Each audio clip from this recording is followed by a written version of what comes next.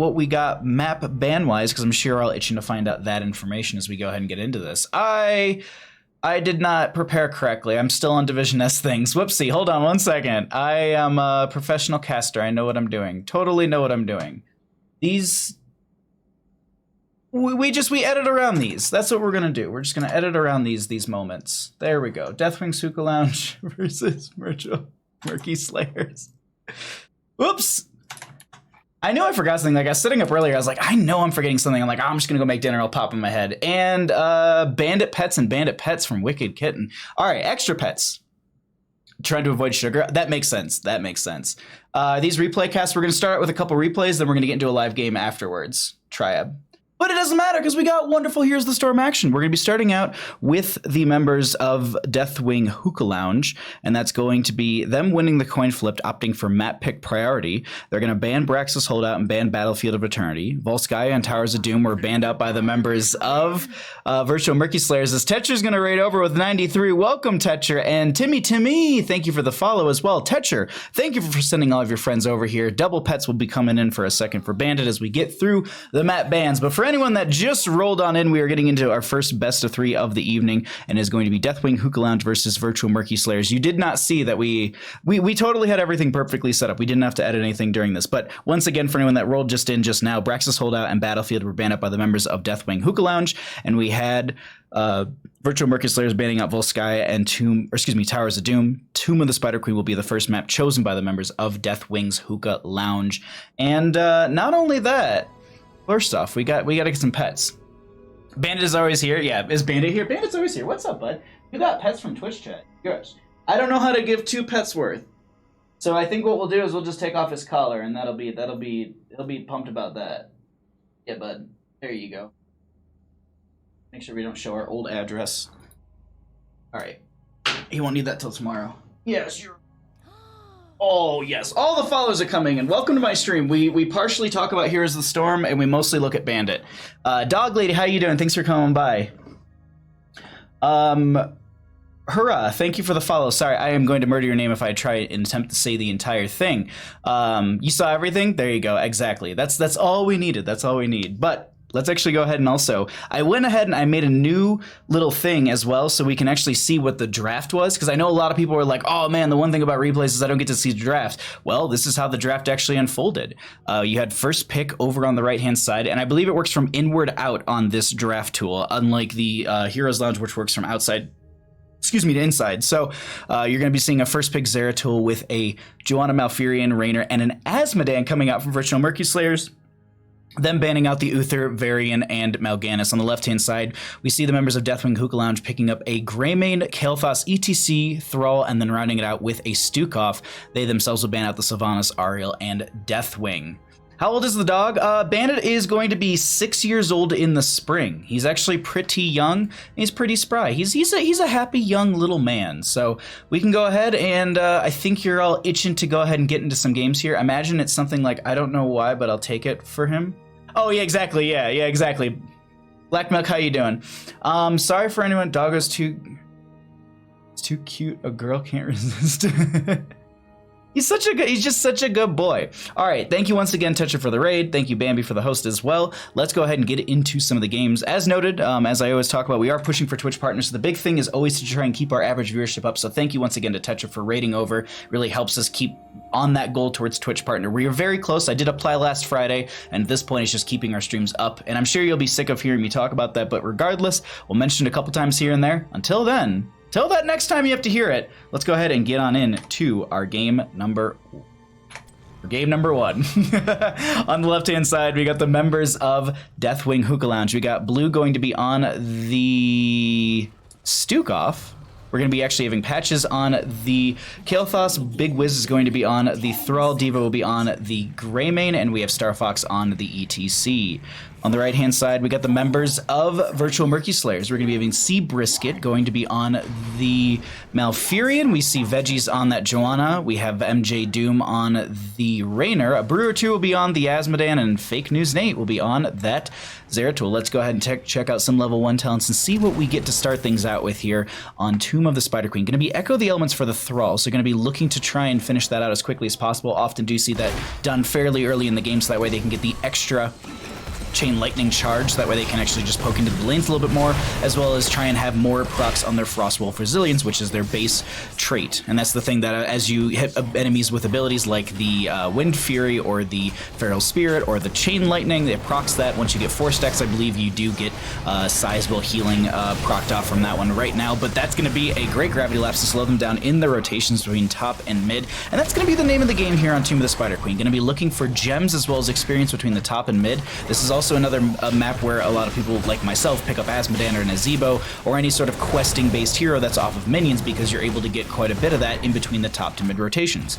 Down in the bottom lane, I actually wanted to note this really quickly. We do have the solo lane match between Big Wiz and MJ Doom, and now they have melee into range. Now Thrall kind of toes that weird line, because some people are like, well, into a melee composition, he's nice because you can throw out that Frostwolf, and then you can try and step up into the range, into the melee ranged matchups. And so sometimes they're like, well, Thrall might be a little bit difficult, but he actually hybrids pretty well in that own realm itself. Now over here in our in our mid lane, we'll just continue to see that the rotations break out. Kaleo, thank you for the lurk, I really appreciate it. Mikey, and thank you for the host as well. True Blue Hair, thank you for the follow as well. Nice route coming out from Sea Brisket, not going to be able to solidify the kill onto ETC right there. Gonna have Devo backing out, and the friends will just have to back off and go back into rotations. Neither team up for a turn-in just yet, as both of them need around 30 more gems, and that gem count will increase by 5 every Webweaver phase you turn in, but only for your own team. So if the members of Deathwing Hookah Lounge are able to get a turn in here first, their next one will be 55, where the opposing will only be 50, and that's pretty much the standard on this map, and it will just it will keep going up uncapped. I think the highest I've ever seen is like 70, 75 was the most I've ever seen. But look at Fake News Nate right now sitting up in this bush. We can actually go ahead and we're gonna use the blue vision. I just want to showcase this right now in case Big Wiz tries to step up, but this is also a good teaching moment too, to show that bottom lane is often ganked by something like a Zeratul or something like a Greymane, so playing towards the lower half of this map is actually really strong. Big Wiz actually going to be rotating down there to go ahead and grab this camp. I thought they were going to check it, but they'll actually just be continuing to have the Greymane rotate from the top. He was very far up in that top lane. I know he has some good mobility, but not that good, and they're going to be able to get away. Missed the beginning. What division is this? This is Division A. 10, how you doing, friend? Thanks for coming by. Sea Brisket going to be going down right there. First blood of the game going over to the side of Deathwing Hookah Lounge. As Brewer 2 gonna back off, only sitting at 91 stacks. Actually, 91 stacks is pretty good. Typically, you want to have your first quest, the level 1 quest, done around the level 10 talent tier, because that way you get your spike from that, and also you're able to get, for example, Gluttony. The cooldown reduction, you're going to be aiming towards heroes when you also do have that Black Pool, so your Tide of Sin. No, Black Pool. I think they changed it from one to the other, so either way, but when you have that 10 talent and you're able to buff it up, so being in the 100 range around 5 is actually pretty good, because that means you're about halfway to finishing that out before you get to level 10. But regardless, I often do see myself finishing this talent around the 10 to 11 area. But right now they're going to be forcing back Devo in this mid lane. Currently have Raynor still holding down bottom lane, but both teams do have availability for a turn-in, as they just continue to have members rotate around and pick up as many gems as possible and keep the experience gap, well, as minimal as possible. Another Gravity Lapse coming out, not connecting. I want to glance at this bottom lane. Big Wiz being forced back a little bit by MJ Doom, but they're also going to be getting that buff from the Lieutenant from Asmodan, so that's helping push that wave out a little bit extra in favor for the members of Virtual Murky Slayers. Doing good. Though I hate myself, queuing Kel'Thuzad solo into quick match. I mean, that's a rough go, I'm not going to lie. Mikey, thank you for the host. Sorry if I missed that. Or if I'm sorry, I don't even know if I said it before. Blonde Duchess, how you doing, friend? Thanks for coming by. Date on Zeratul is always scary. I agree. Yo, Ta, how's it going, friend? Good to see everyone in chat. I hope you're having a wonderful evening. Dunk coming out from Asmodan just to slow down Devo from the turn-in. That's going to be Veggies trying to do the exact same thing with the shield glare. Currently have Star Fox just backing off as they did have that all-shell burn laser onto them. 132 stacks currently sitting on the Asmodan, actually 142 as they jump up quite a bit. Both teams, as I noted, do have enough for a turn-in. Fake News Nate diving in. That should be enough damage, especially with the Rending Cleave at level 4. That damage over time was going to be something, and I think Thrall realized it, so they were like, well, if I can just proc my Frostwolf Resilience, maybe that will mitigate the damage over time from the burst, and unfortunately it just wasn't enough, or I don't even think they got the proc off in time, but that will be the red Web Weavers descending in favor for the members of Virtual Murky Slayers, as we do have our first Web Weavers coming out, and blue being targeted by Fake News Nate, who does get, oh, that's a great turnaround from Devo to be able to capitalize on the Zeratul, stepped way too far forward right there. That's going to be Asmodean getting zoned back by Star Fox, really good body block coming out from them, but they should be able to meander their way back towards their gate. Gonna throw the L-Shot burn onto blue, force them back a little bit. Throws out the dunk on top of all that. They're looking to maybe get the kill, but now Killfoss gonna slow that down with the gravity lapse. Gonna back off right there. Meanwhile, down in our bottom lane, we do have that Web Weaver coming down, and that will be this Rainer pushing in. I was just looking up, I was like, no 10 talents here just yet, so no Hyperion to go in with this. That's actually a pretty good addition to a Web Weaver turn-in phase, is to be able to have that Hyperion on top of it, because it would zone back Big Wiz a little bit, but right now you're actually seeing Stukov go down another lane as I'm just watching the solo laners currently brawl it out down there, but that Stukov being picked out evens out our deaths to 2-2, as Asmodean will be finishing out the Gluttony from level 1. That's actually really good timing. 5 minutes, like 6 minutes in this game before the 10 talents here, really good timing on that Asmodean coming out right there, and I'm not gonna lie, I'm a little jealous. That's really good stacking coming out from them. I honest to God never do that good. The follow-up dunk afterwards was really good right there, even if they didn't get that initial damage they needed, maybe the dunk just to follow up, but still, Zeratul will be going down to the Nexus forces. I missed that kill right there, as we do have 10 Talontiers rotating on in for both of these teams. Nothing really too out of the ordinary just yet. Zeratul holding. Greymane Curse Bullet, that makes sense. Tilted Sister. There's actually, you might, if you watch the intro, there's a little bit of, there might be a little bit of feet. I walk by the camera here and there. How you doing, friend? Good to see you. Jace, good to see you as well. I get back to my desk and this is going on, but now it's time to go home. Hopefully I'll miss it. Tell them play slow. All right, I'll let them know to play slow. We've got 3 best of 3s this evening, Jace, so you got some opportunities to see some wonderful Heroes of the Storm action from the Nexus Gaming series, as it apparently is very hard to talk. But either way, blue Web Weavers will be descending in favor for the members of Deathwing's Hookah Lounge. What do they get with this one? Because now they got quite a bit from that first Web Weaver phase. They got some gate damage, and also they got the bottom lane for it. Bottom lane does have that periodic catapult pressure down there right now, so that will slow things down a little bit, but I think, I was gonna say Big Wiz is maybe going down to push that out further, but no, they actually realized they're gonna stick with the friendly team and just push all in as a group. Now, Asmodean clears fairly effectively on these maps, and they also did go into that cooldown reduction at level 1 from the Gluttony, so hitting multiple heroes and minions, I believe minions give you a 0.25 cooldown per minion hit, and then heroes give you a 0.5 cooldown. Yeah, because it's doubled against heroes, so 0.25 times 2. Anyways, we currently have them pushing on up through this mid lane, and Asmodean doing their best to just throw out dunks, get cooldown reduction, as well as just whittle this down. Zeratul clearing out top lane fairly effectively before it really even goes through the front gate, as they throw another dunk out trying to set something up. I just want to check. They got some decent damage on that front gate. Mid lane got opened up quite a bit, and then bottom lane now just collapsing on in with a Web Weaver that's sitting in an eighth of a health or so, but they will be rotating down here looking for some sort of play into this Fake News Nate. Backing off. They do have the VP if they want to try and throw that out. It's just they put blue into this corner right now, but it doesn't seem like blue really cares. As the mosh pit comes out, it's going to be instantly interrupted, but Zeratul ends up getting picked up from that at the end. Veggie's trying to save the friendly team. But this is the chase coming in from Thralls. They find the root with the Feral Spirit, and then they get 2 for none, and they don't get a fort or anything like that, but that Web Weaver phase was fairly effective for them on the side of Deathwing's Hookah Lounge. Math. We don't talk about that here. No, we don't. Were you playing Smurf yesterday? Me? I wasn't playing Smurf. I didn't play any Heroes of the Storm. I was feeling kind of sick. I had some stomach issues I have digestive issues, so sometimes some days are difficult for me. So I honest to God, I think I played like 2 or 3 games of Hearthstone Battlegrounds. I played a custom game from Warcraft, and then I ended up, like, funny enough, when I felt stuck, I ended up cooking a bunch of chili for the rest of the week, and then I made blueberry bread as well. Albatron, how you doing, friend? Thanks for coming by.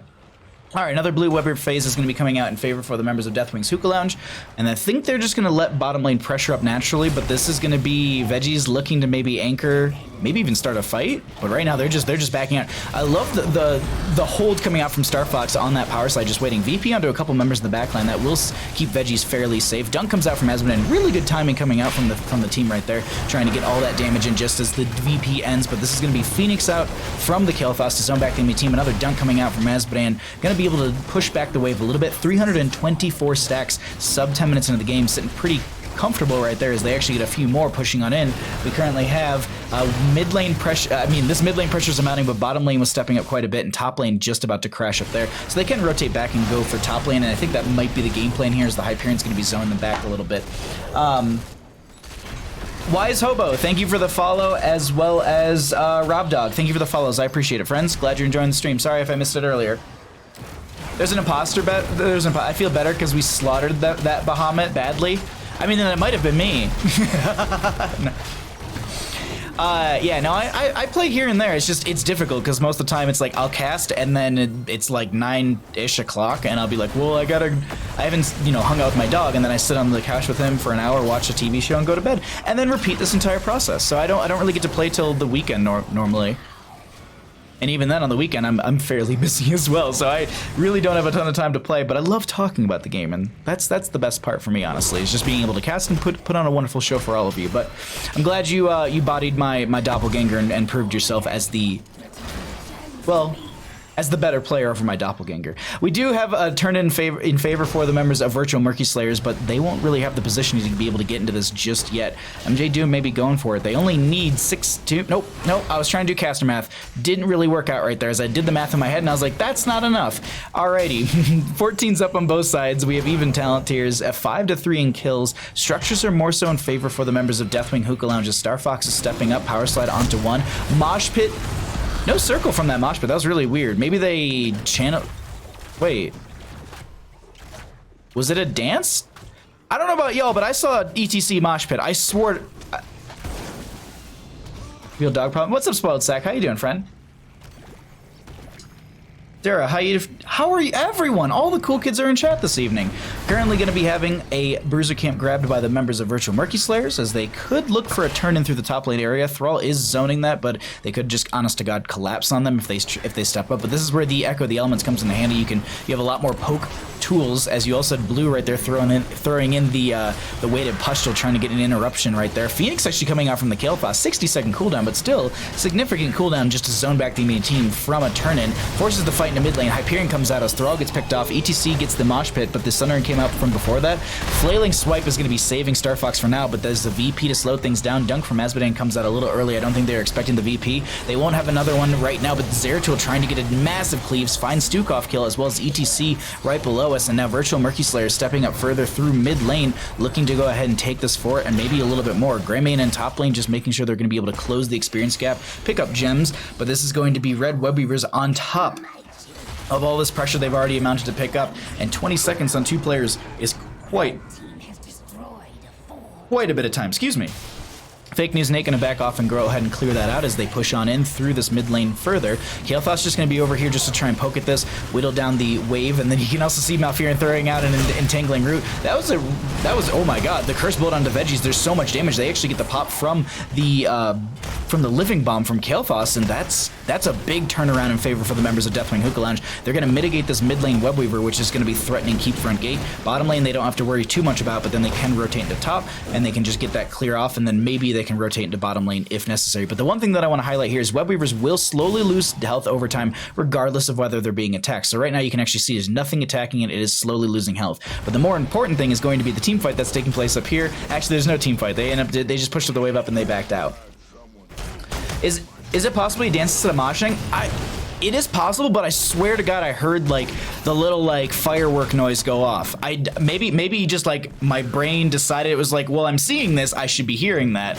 But Zeratul did push up bottom lane, so they do have to respond to that. Now, while they see the enemy team is in bottom lane, this is actually a good highlight moment right here. They're going to see that the enemy team is going to bottom lane. This is the current vision for the red team. So Brewer 2 and friends will be able to see that they could push up top lane. Big Wiz is showing over there, but look at Veggies over there. I was wondering, do they try and go for the boss while they know the enemy team was in the bottom lane? Sundering was used by the Thrall to poke at them, which also means they don't have Sundering for any sort of play into a boss. Seems like, though, there is turn availability for both these teams, and who will be able to get the next Webweaver phase? Turn it in the bottom is uncontested or unvisioned. No one has vision on it currently as ETC just disappears, but right now, let's see who's actually able to get this turn in time, as we can see that there's quite a few down here. Blue needed the last little bit, and I think Blue got that turn in just in time, as that will be Blue Webweavers in favor for the members of Deathwing's Hookah Lounge.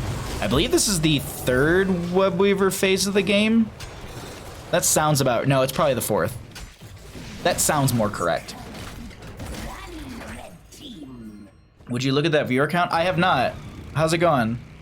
Makes my gilded beard tingle. Wait, what? Oh, dear Lord. Welcome, everybody. Dura, thank you for the follow. Karzine, thank you for the follow. Tyler, thank you for the follow as well. Welcome, or excuse me.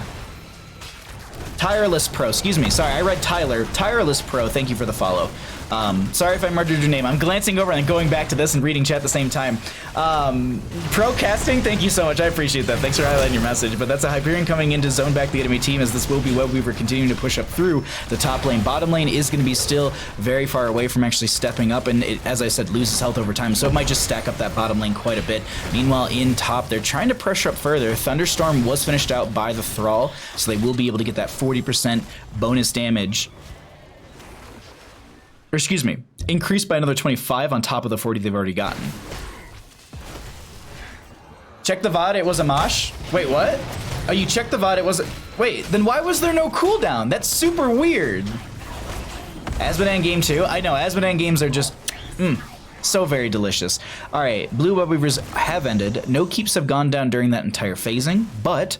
we do have turned in on the side of virtual Murky Slayers. We could be seeing if they're able to turn this in and start to put the pressure on the enemy side, because right now it's fairly back and forth between the two teams when it comes to our game number 1 in our first best of 5, excuse me, first best of 3 of the evening. You're bad, sorry. No, don't say my bad. I didn't realize that we had that many people stick around.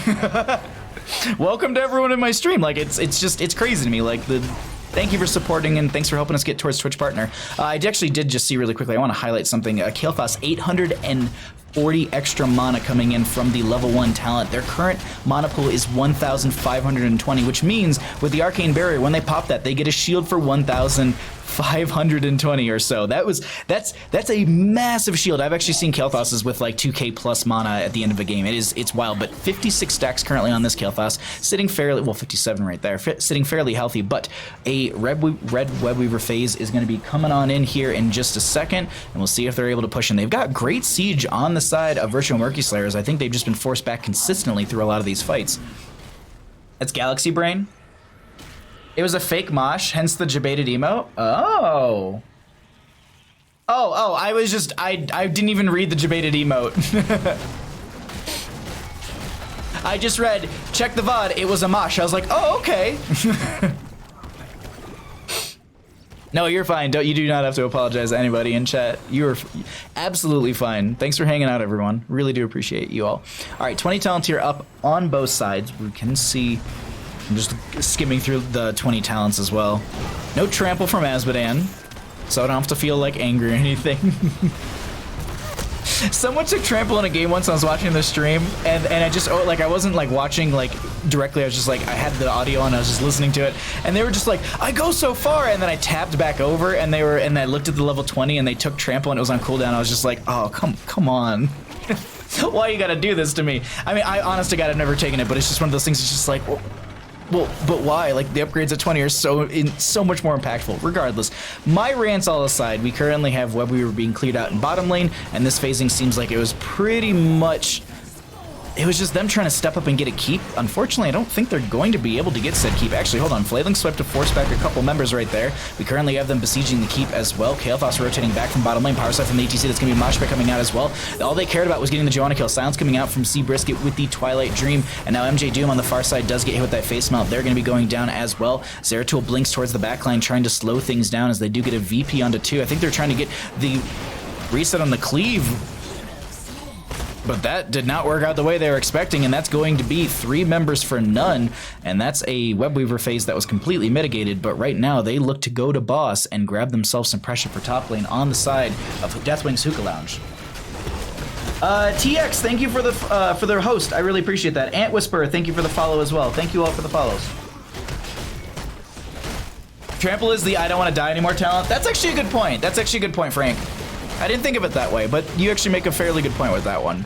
Because it is very much kind of like, I wouldn't say like you don't take Wind Rush just because of, you know, its blink, but you also gain the Wind Fury ability onto it as well. So I mean, there's like some blink talents are really, really good just even as in-game, like Diablo Hellgate, that like the level 20 where you actually can just blink forward. You have a single apocalypse on the ground from where you blink. That's an insanely impactful talent because you can blink forward, get the overpower, and then you can get the stun from the single apocalypse. Then you can get the shadow charge and stun them again. As long as you can combo that, you do really, really well. But right now, the members of Deathwing's Hookah Lounge are looking to go ahead and try and push in through this through this top lane to end the game. Meanwhile, in bottom and mid, there are camps, or excuse me, there's decent waves pushing in right there. Grab the last one, Kael'thas goes through Veggies as they have the Iron Skin. Fake News Nate doesn't have a VP for this next 17 seconds. Flailing Swipe coming out from the Stukov to force back the enemy team, as they are looking to just literally use the Flailing Swipe to end on the core. Devo and everyone goes down except for Thrall, and they get game number 1 on the side of Deathwing's Hookah Lounge. GG. Well played.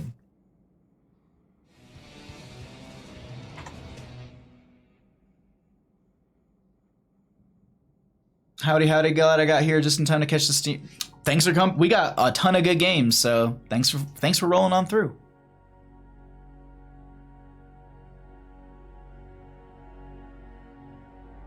Welcome to all the new followers. Thank you so much. I'll give my standard little spiel here in just a second. Dear Lord, tonight's stream is brought to you by Kalios highlight message, blinding your viewers' eyes unnecessarily since 2020. Also, did you know that Bahamut is pushing for Twitch partner? You should tell your friends Bahamut is pushing towards Twitch partner so you can help Bahamut get Twitch partner. This message is definitely not just an advertisement to bring stream attention to us from twitching. Kaleo, thank you very much.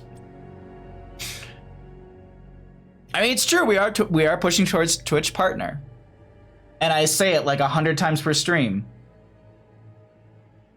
That's some good copy pasta right there. Some delicious copy pasta. All right, back to Bandit. Who have you been ripping up toys, Mister? Have you? I can see you rip one up. Just the like dead stare down the hallway, like no, nothing. No, what are you talking about? I've done nothing wrong. You can see there's a bunch of fluff that he's ripped out. I wish I had a My Eyes sound bit. All I have are things like. All right, so we do have our next game, so we can go ahead and update stuff on my end. Let me go ahead and those Azmodan stats. We got another game on coming in for this one, though. Give me 1 second. Let me get everything loaded up, and then butts for everybody. Butts for everyone, indeed.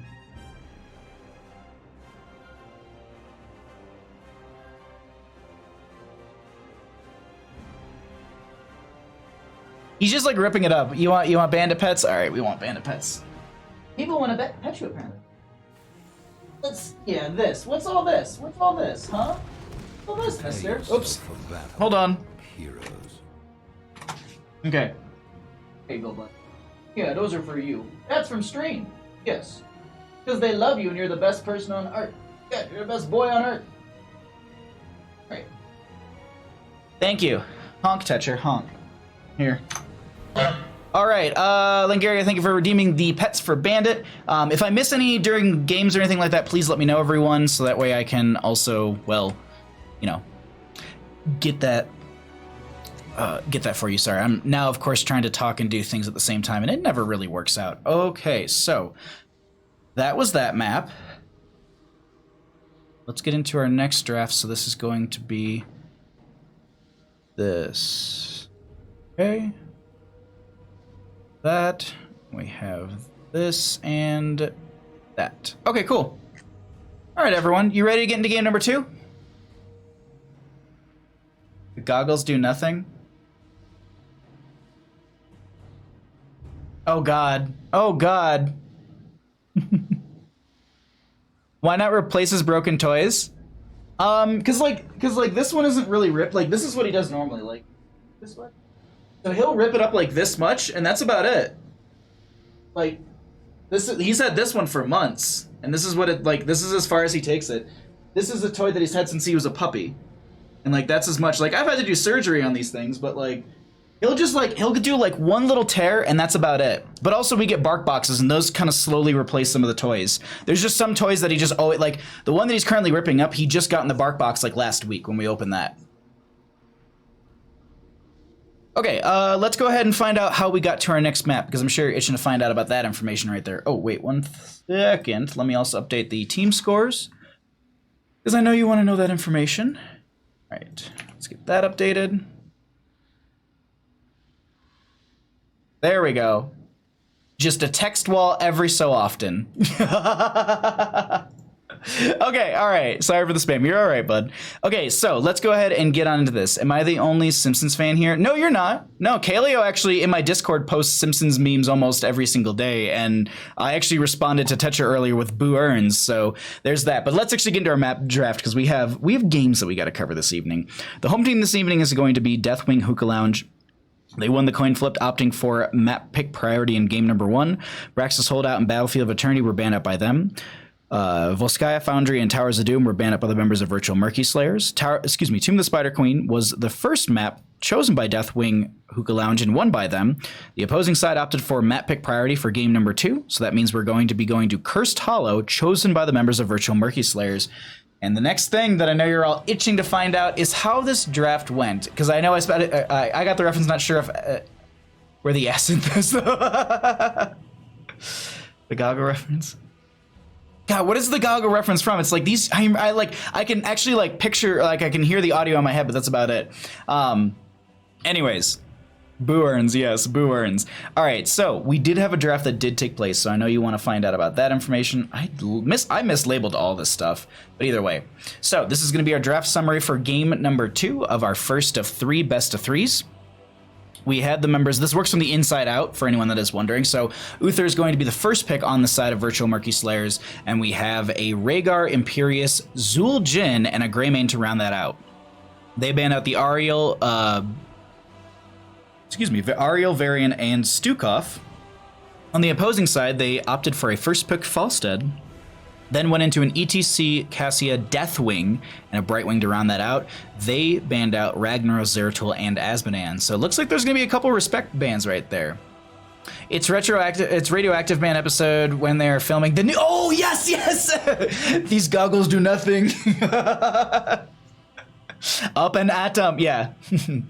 I'm sorry. Like 90% of our stream this evening is just us making references and then just me laughing at my own saying the reference. Oh god, yeah, when they were filming in the nuclear butt. Perfect. Pet Wolverine, how you doing? Okay, all right, so we know how we got here. We know how the draft went. So I think the next thing to do is to get into our game. I think we are ready to go for that one, so let's go ahead and find out here. I've said Jimmy so many times in the world has lost some meaning. That's a good one. All right, let's get into our game, everybody. I hope you're ready for this. Game number 2 on Cursed Hollow.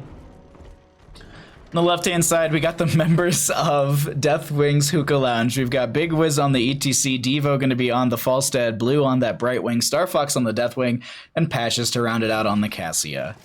On the right-hand side, we got the members of Virtual Murky Slayers trying to take us to a game number 3. We've got Veggies on the Uther, MJ Doom to be on the Zul'jin, C Brisket to be on the Rhaegar, Fake News Nate on the Greymane, and we've got Imperius being played by a Brewer 2. Let's go ahead and get on into mid lane and see what happens here for our first engagement. Who the hell is breeding these awesome casters? The people that inspire me, like I was gonna make a joke, I was gonna make up some joke about like my parents feeding me something as a baby, but no, realistically, like it's the inspiration of other casters. So like Dreadnought and Haloran and like those two people, like watching them like when they were doing HCC and Dorm and stuff like that, like I really looked up to how they casted, how they analyzed the draft, and how they actually talked about the game with the emphasis in like the love and passion they have, so that's what I always tried to bring into my own games. Like there's every single caster from the HCC, like there's something that I was inspired by, but those two here is like Haloran got me actually into casting, and Dreadnought was a lot of how I kind of tuned myself, and I just watched a lot of his stuff, and I actually talked to him at the last Heroes of the Dorm that there was, like not technically last, because there was the CES not too long ago, but anyways, the dorm that I was actually for the t-shirt I'm wearing right now, but I talked to him at that dorm, and him and I were talking about casting and like nerves and stuff like that, and we got into a whole conversation. He was super cool about it. So realistically, it's the people that inspire you. That's who breeds these awesome casters. But anyways, let's get into the game here. We currently have all of our lanes being managed by, well, just about everybody. We got our solo Brightwing in top lane, ETC to rotate around and maybe help out with that one. We actually are going to see Star Fox in bottom. Technically, the members of Deathwing's Hookah Lounge have 4 globals in a sense. I mean, if ETC takes stage dive post 10, then yes, they'll have that 4th. But Deathwing is going to be that 3rd because they do have the ability to fly every so often. They can drop down. There's a bit of a caveat with that. You know, if they take off, they can't be taking damage or use abilities within 4 seconds of that. Once they take off, they can't land for 16 seconds. So there's a little bit of there's a couple of things with that. But in a sense, Star Fox is going to be having the 3rd global for their friendly team. On the right-hand side, we're going to be seeing Virtual Murky Slayers grabbing this camp, and that's going to be some good pressure for the mid lane. Going to be grabbing their Siege Giants already, that are going to be down in that bottom lane. Meanwhile, Falstad trying to get out of mid and looking into top lane really quickly. A Brewer 2 just playing it safe by the front gate. Thorg and I still greet each other with Heidley Ho neighbor every day. Seriously? You don't want to be Flanders? I know. I miss like the big events a lot. I miss like that was like I watched like a lot of FPS esports, but I never got into esports as much as I did as Heroes of the Storm. Like I watched like religiously like every single region, every single like I watched Open Division Europe, Open Division, like any Open Division, any pro circuit. Like I was watching everything. Like I had a whole schedule. Like Monday, Tuesday was China. I'd be watching that, and then it was like Wednesday I'd catch up on the stuff that I missed, and then Thursday, Friday, you know, it would progress from there. It's always so much good content. All right. We'll stop reliving all that. Let's actually get into our game number 2 here on Cursed Hollow, as our first objective is up and available. It's at that 3-minute mark into the game, so you're going to be seeing that exactly right there. It does take a second or two to spawn, but that will be Deathwing continuing to push out bottom lane. Looks like Falstead staying in mid, but Fake News Nate pushing them in fairly effectively. Meanwhile, over here in this top lane, they're trying to find their way onto this point with the member advantage that they have, but right now Deathwing did disappear out of bottom lane, so they can drop down at any point. Did they go into any drop-down talents? No, not yet. I think there's actually one at level 7 for them. I don't think there's actually anything at level 1 or level 4 for Deathwing to pick up that actually affects enemy heroes when they drop down from the sky. I also think they're looking to get towards that 7 talent tier because they could get Skyfall. If they could snap that up, that would interrupt NJ Doom. Unfortunately, not going to be able to get that interrupt in time or that level in time. But they did go into Skyfall. This is actually a talent I've been seeing pop up more and more as of late, just because of how much value you can get with it from delaying out objectives and stuff like that, and just even still being useful while you're in the flight form and you can't land still. So just having some sort of utility outside of just healing and getting armor plating back when you're up in the sky. Open Division was a lot of fun. Yeah, I enjoyed casting it, and I enjoyed the people who people really got into Open Division. I loved Heroes Esports, yeah. It was my gateway drug to esports, but I prefer HOTS over any. Yeah, exactly. I watch League of Legends. I watch League of Legends pro circuit, and I have no idea what's going on. But it's the size of it and the competitiveness of it. I always watch the Dota International every year, and I have no idea what's happening in that game. I'll message friends and I'm like, why is it working like this? And they're like, well, they changed that in this patch. I'm like, well, the one thing I understand, I no longer understand, is we currently just have them still brawling out back and forth. We got this camp going to be grabbed in the bottom right. Deathwing still holding over the bottom lane. We can actually cycle through some of the other numbers, as we will be able to see our 10 talent tiers. They do pop up at the top bar. Right now, second objective will be spawning of the game, and this does randomize around the map, so they're going to be trying their best just to try and get in position for this. But right now, since it is on the map, they can see that. Hold on, Brewer 2 is stepping up, and that's going to be ETC forcing them back. They still step forward with Veggies on that main tank. Uther going to get that stun onto Patches. Unfortunately, I don't think they're going to be able to find the kill onto anyone. Actually, Brewer 2 getting very low, needs to back off, as Rhaegar was able to get the... Nope. As Rhaegar was able to get the... Nope. that's why I like Skyfall so much, and that's why I've been seeing it picked up more and more. But here's what they're doing. They're actually trying to. I don't think that actually would have hit both of them. Right now, I think they're out of meteorites. So they do need to land. No, they actually do still have a meteorite or two. So here I expect them just to land right on top of them, and there it is. It's going to be interrupting all of that. Meanwhile, there's still Falstead flying in through top lane, was pushing that up a little bit. Greymane is showing in top as well. MJ Doom trying to throw out a little extra damage. Meanwhile, Bruitur just above us will be going down. That's going to be another kill in favor for the members of Deathwing, Hookah Lounge, and Virtual Murky Slayer. I wouldn't say on the back foot, but feeling the heat from the enemy team. Gonna need to back off just a wee bit as Patches gets the channel right there.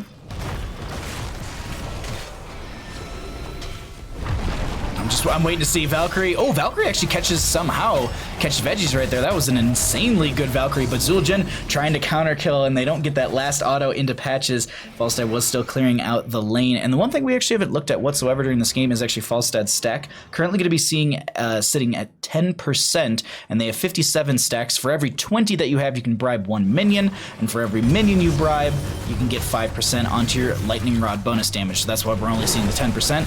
I'm looking around the minimap right now to see nothing really. They could actually maybe try and steal this camp, but right now that's a little risky. We do have stage dive from the ATC, so that will confirm the 4th global of this matchup.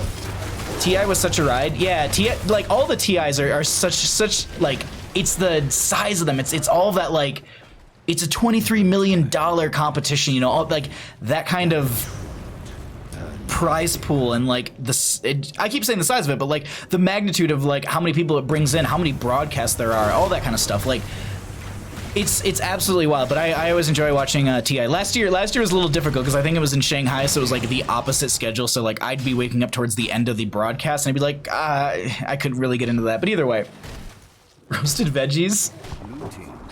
Hots Divisions was the only thing I watched other than Magic the Gathering Grand Prize and Pro Tour. Yeah. I watch some fighting stuff here and there. The fighting tournaments, like I watch a lot of Smash fighting tournaments. I enjoy those. And I'll watch some of the bigger ones like Evo when they do like Soul Calibur and they're doing Street Fighter and all that. Like I don't follow it super well, but those are always entertaining for me as well as we continue to have the bottom lane. We just see the bottom lane being cleared out. Currently going to be having some pings for the camp over there, as that's about a second or two off from being up and available, and they should be able to grab that. Liquid and Wolffang, thank you for the follows. I appreciate those. Glad you're enjoying the content that you're seeing. Big Wiz is going to be holding over this top lane with Bloom. As I said, both of them have globals at this point. Now, ETC's global, actually, no, it does match. So Brightwing, I think, actually has the shortest global right. No, it might be Deathwing in this game. Deathwings might be the shortest. Hold on, we can check these things. We can cheat. Oop.